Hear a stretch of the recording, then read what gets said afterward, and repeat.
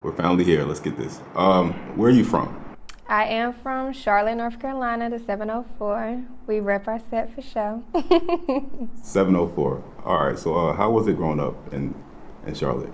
Charlotte, it was fun. I'm gonna be honest, like going through middle school, high school, and meeting new people. It was really fun because I grew up in Charlotte, so I know a lot of people. I have a lot of connections. And it's just crazy to see how like everybody knows each other or everybody is doing something with their life now. So Charlotte is a growing city. They like to say it's going to be the next Atlanta. I could see it being the next Atlanta. So it's just like with all the music coming out, with all the talent coming out, we have artists there, we have producers, we have people that does all types of different stuff. So that was a big influence on who I am with my music today from Charlotte. Okay. So, I want to backtrack a little bit. So, did you grow up in the suburbs, or were you in the ghetto, from the projects, from the hood? Like, where'd you grow up? Just straight up middle class. I grew up, the house that I live in now, I grew up in. So, like, my peoples, they bought that house, built that house. They decided they wanted to settle down and raise us in that house, and that's exactly what they did. So, I guess you could call it the suburbs or whatever. Okay. So, did you have a good relationship with your parents?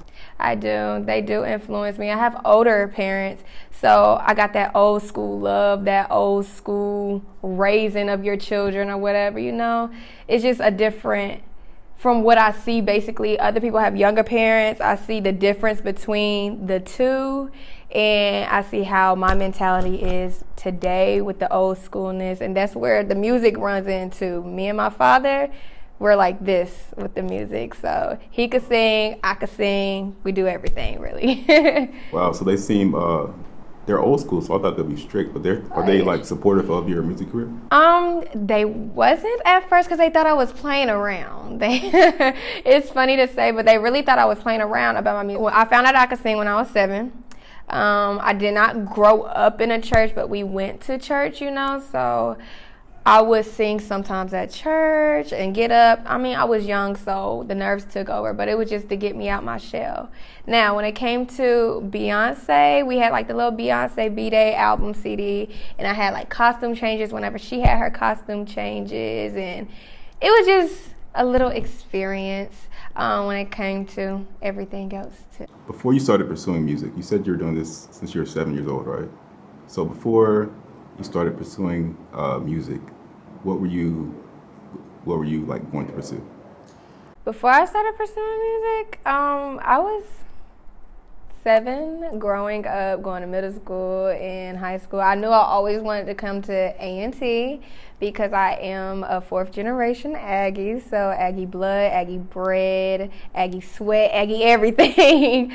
So I knew that my personality was the personality to fit into journalism. I could talk to anybody, make connections with anybody. When I walk into a room, I have a goal to meet somebody new or make a new connection, period. And that's just been stuck with me since I was younger. It was easy for me to make friends and stuff like that. So, I was just like, let me look into this because I knew I wanted to sneak into the industry somehow with music before the music, but everything that came with me, I just put into work, and I just kept it pushing. It was whatever I was gonna fall into, really. Okay, so what made you even decide to be an artist? Like, did you just wake up one day just like, yo, I'm gonna be an artist, like, or did your parents have an influence on you, like? Mm-hmm.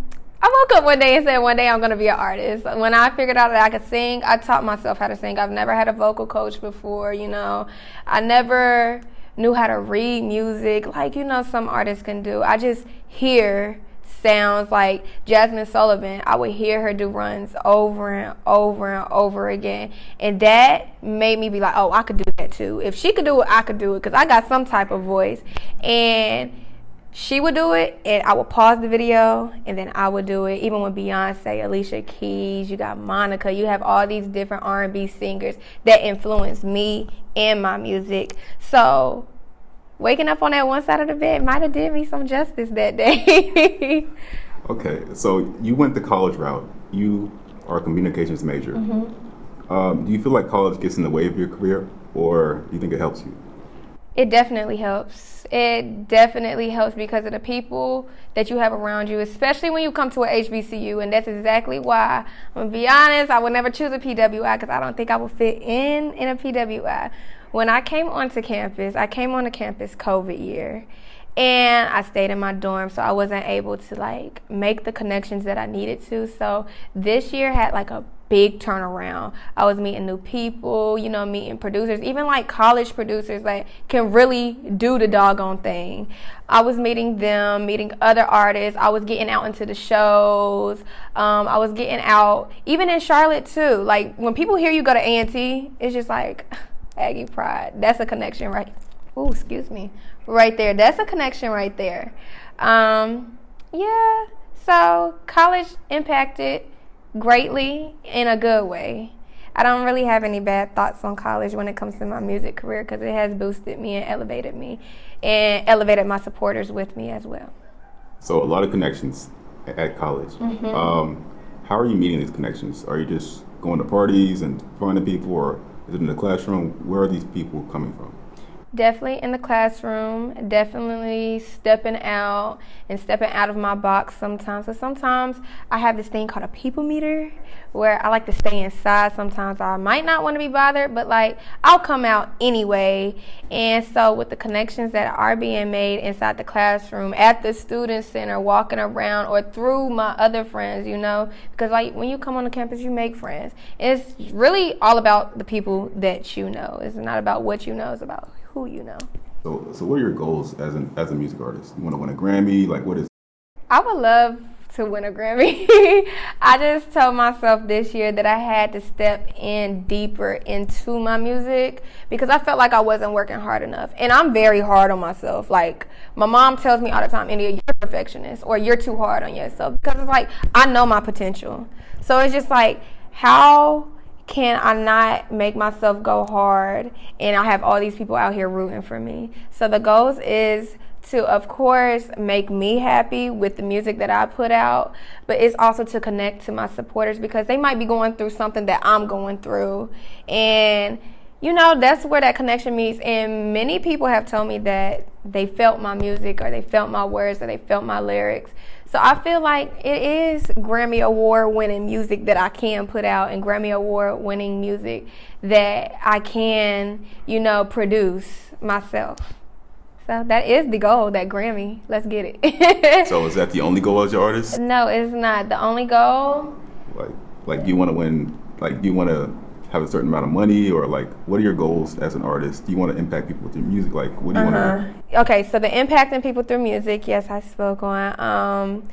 It's never about the money to me because this is something that I love, like that I truly want to do. So I don't think about the music. It's just a hobby that, you know, got to something bigger. So for my dreams as far as that, I would love to, you know, tap in with my community as well. And also, you know, not just the Grammys, but you have many awards out here that can impact me and have an impact on my music as well.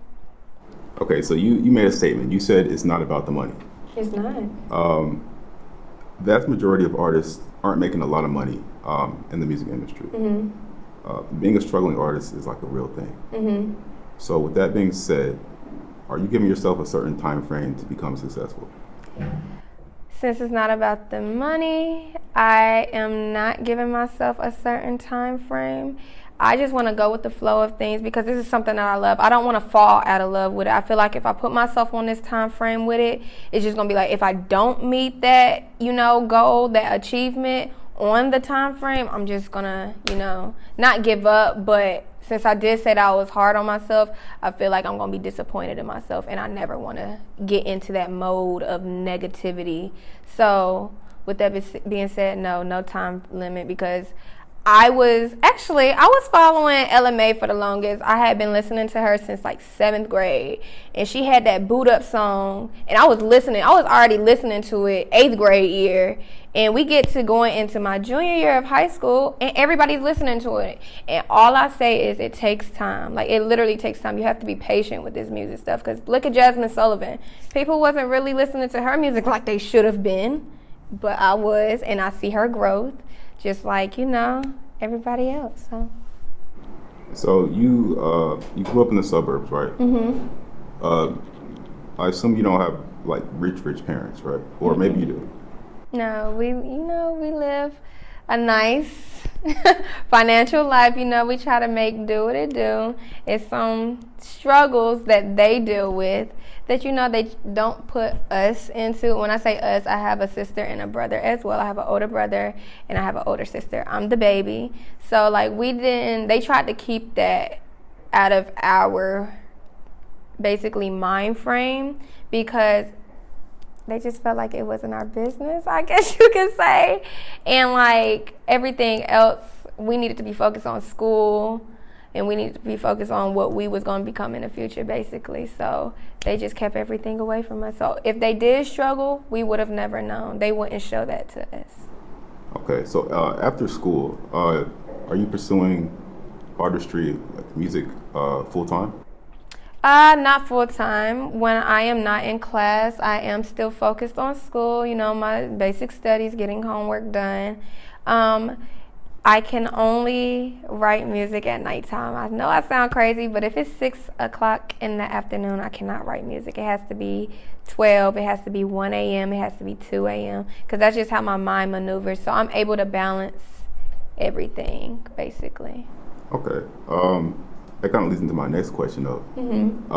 Are you prepared to struggle? I asked that because there's a statistic out there. There's a lot of struggling artists out there in the world. So would you, since there's no time limit, would you take a server job somewhere and just grind it out for income, or? It's funny because I am a server for that income, for that studio time. So you're already grinding. Yes. You gotta make it somehow, because it's just like, I'm an independent artist. I pay for everything. Shoes, clothes, hair, makeup, I do everything. So it's just like, it takes money to do it. So I gotta grind some type of way, because I want it. Nobody else wants it but me. It's my goal, You seem motivated. Where does that drive come from? I really don't know. I really don't know. Off of the main fact that I didn't used to be this motivated. Like, something just kicked into me one day. I was like, I'm going to get it. And I'm going to go get it. And I'm going to run for it. I'm going to catch it. I'm going to do everything I can to get into this mode. And basically, since I've had that motivation, my mother has had that motivation. Like, okay, we got to get this done. We got to have you doing this. Not too long ago, we just got me a manager, actually. So we're really on the go right now. So there's a lot to look out for with India Imani. But the motivation is just my confidence, too. I have a lot of confidence. And it might come off as cocky, but I know I'm that girl, and I'm going to be that girl. My name will be legendary, so you gotta claim it. Yeah, facts. So I know you had some challenges as being an artist. What are like the most challenging things you faced with pursuing being a music artist? I'm gonna say, since I started out doing like covers on Instagram, that has been my challenge, like grabbing my supporters' attention and stuff like that. Because, you want everybody to support you, because I support everybody else. So it's just like, I want that same support back, through family, through friends, through maybe just newcomers or just new people that don't know my name. It's just grabbing the attention. That's the struggle, but I've been doing fairly well with it. But really, that's the only struggle, because of how my personality is. Like, I'm very boom out there. Hey, how you doing? I walk in a room, I make sure I speak to everybody. So it's like, it's going to turn heads. I do turn heads when I walk into a room, because it's just like, that's just Your how aura. I am. I guess you could say my aura. Yeah. That's how a lot of people say it. Like, my aura is very strong. Like, you know when I walk into a room. And I do appreciate that because I want to be the artist. So I feel like with me having the personality that I do, it takes a big effect on everybody else around me too. All right, so you dropped 2 singles. Mm-hmm. This Feeling and Break Free. Yes. Can you describe what those songs are about?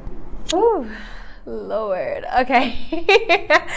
So This Feeling, this is the first time I'm talking about this. Wow. This Feeling and Break Me Free was my true feelings, like from my heart, from what I have been through. This Feeling, I was really, really in love with a guy, you know, young love. And, you know, I just made a song. And I didn't put it out until 2 years later. I didn't get the courage to put it out till 2 years later. And this boy did really make me feel some type of way. Oh, God. And this boy really did make me feel some type of way. I'm a real simp at heart, y'all. I'm a lover girl. I'm a complete lover girl. And he really made me feel some type of way, made me feel good, you know. But I made that song based off of him specifically. So, This Feeling, and then we went on to Break Me Free. That song is still about the same dude because I wanted to be broken free so bad. It's just like when you love somebody, it hurts you to love them. And that's the point that I was at in that time. And it hurts so bad because it's just like, dang, I really love you and I don't want to leave because I want to stick this out. But when you don't have that energy reciprocated, what can you really do about it? So I was going through a lot in a relationship that wasn't a relationship, that was a relationship. It was very on and off. And that's not me to be in. So I just put all my feelings into my songs, really. So love songs. You sing about love a lot, right? I do. I love love. I love love. Like, if I could find that one person, we locked in. We're locked in. But, you know, I'm young. I'm just now entering my 20s. So I guess we're going to have fun with it. All right. So your ideal person. Describe your ideal guy. I don't have like an ideal guy because it's just like it's so many different personalities out here. BS. What's your? No, it's not. I promise you, I don't. Okay, so I don't discriminate. No, okay, you gotta be taller than me. You have to be taller than me. I'm sorry, you have to be taller than me because I wear a lot of heels and I can't be taller than you in my heels. But I don't discriminate against anything. You can be light skin, brown skin, chocolate, anything. You can have hair, you can have waves, whatever you choose. You know, I'm so true to what I say when I say I do not discriminate, you know. But I love romanticness. Like, give me some flowers. Like, you know, take me out on a date. Let's go on a picnic. You know, let's dress up. But, you know, I feel like our generation don't do stuff like that no more. Maybe I just haven't found my one. But, like, everybody that I've talked to, it's a no for me. So, my ideal guy is a God-fearing man, I guess you could say. That's the one thing I do have to say, God-fearing.